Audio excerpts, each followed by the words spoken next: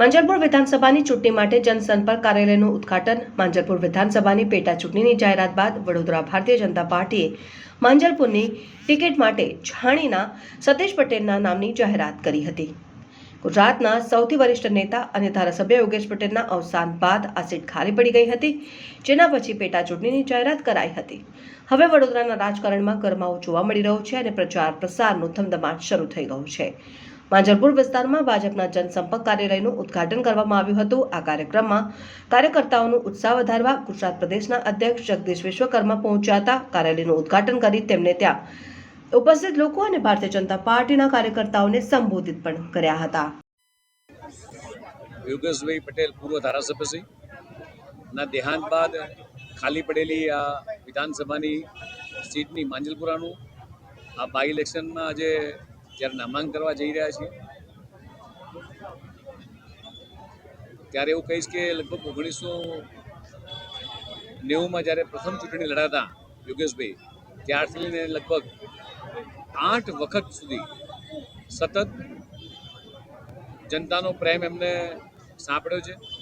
સતત પ્રજાના પ્રશ્નોની વાચા આપવાનો એમનો સ્વભાવ હતો। શાસક પક્ષમાં હોવા છતાંય એ સરકારને સાચી વાત કહેતા હતા અને સેવા સમર્પણના ભાવથી ભારતીય જનતા પાર્ટીનો જેમ કાર્યકર્તા જોડાયેલો છે, એવો જ સેવા સમર્પણના ભાવ સાથે સતત 8 વખત એમણે આ વડોદરાની સેવા કરી છે।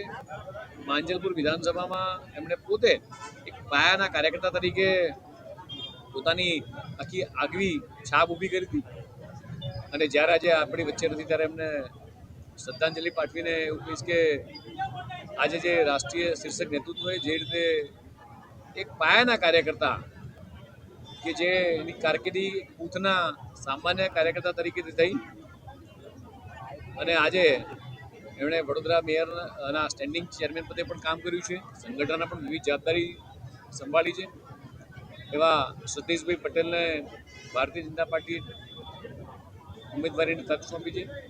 મને સંપૂર્ણ વિશ્વાસ છે કે જે રીતે યોગેશ કાકાએ જમીન સાથે જોડાઈ અને લોકોના પ્રશ્નોની વાચા આપી, તે જ પ્રમાણે સતીશભાઈ પણ વર્ષોથી અહીંયા જ નાના મોટા થયા છે, જન્મ્યા છે અહીંયા અને પ્રશ્નોને વાચા આપી અને જે રીતે યોગેશ કાકાએ પ્રજાના પ્રશ્નો સાંભળી અને વિકાસના કામો કર્યા છે અને જે રીતે દેશના યશસ્વી પ્રધાનમંત્રી માનનીય મોદી સાહેબ, ગુજરાતના મુખ્યમંત્રી માનનીય ભૂપેન્દ્ર પટેલ સાહેબ જે રીતે વિકાસની આ વણથંભી યાત્રાને આગળ વધારી રહ્યા છે, તેવી જ રીતે આ માંજલપુર વિધાનસભામાં પણ તેઓ આ યાત્રાને આગળ વધારશે।